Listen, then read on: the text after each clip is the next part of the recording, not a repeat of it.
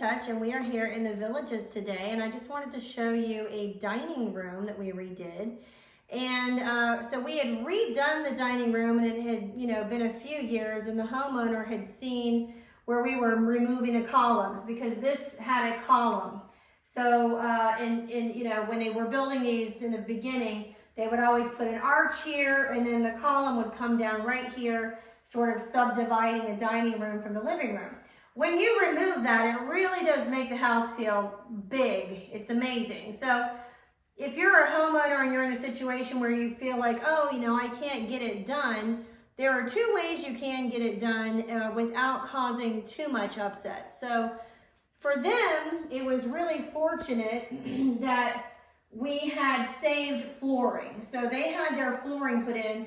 We joined tile to hardwood, okay? So the hardwood is a glued down product. And what we had to do is patch right here. So we were fortunate enough to be able to cut the wood. Now that might not be the most ideal thing, but I mean, when you're talking about pulling up, $5,000 worth of flooring versus a little area that nobody's really gonna notice, it works out great. So with the engineered hardwood, we were able to cut out from the tile, fill in with grout, and then just cut the wood so that it all fit together like a little puzzle. Patch the ceiling because this is not load bearing, okay? The column isn't load bearing, so in most of the houses you can remove them. I have not had a situation yet where it was load bearing, but as with always, make sure, check with your contractor that it is not load bearing. So that is removed, and they do have popcorn ceiling, but we actually have contractors who can fix it up pretty good. So you really have to look really hard, and unless you knew that there was a column there, you wouldn't know there was a column there. So they did a great job. It's removed over here. They just patch up the baseboard, and the wall itself, he did a really good patch job on. So if you want to get it removed, feel free to get it removed. Ideally, if you are getting flooring laid in your Gardenia, if you're saying, oh, we just bought this Gardenia, it has this column, we need new flooring, or you're getting new flooring, now is the time to consider getting rid of the column.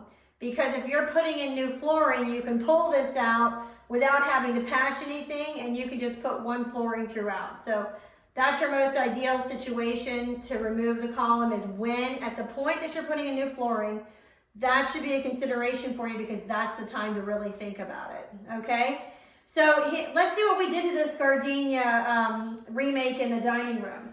So usually the table turns the way of the long wall over there, but we decided to turn it this way. It works really great this way.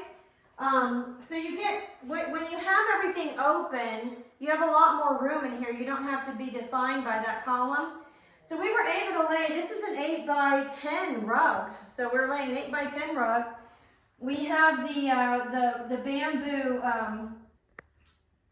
I can't think of what the name of that is, but it's like a little China thing. So we have that over here on this wall, and we're able to run the table long, okay? Over here on the back wall, we have a little server, which goes with the set. And then we put the arched mirror above it to reflect all the light from the kitchen. So having the column out really allowed us a lot of freedom. Now you can do this setup if you have a column, but it really works great when you don't have the column, okay? And then if you just want to turn over to the living room, the other way that it works, that the whole thing works great, is in a Gardenia, you have so much room here, and it's just like wasted space. When you remove the column and you open up this living room, you have so much more space to utilize, and it feels more unified. So as you look into the living room, we put couch on the back wall between the two windows, which is typically where they set up the TV, okay? But if you put it on either this wall or that wall, you're going to be able to open this up and put the furniture around the perimeter, and you still have room to have a floating chair out here.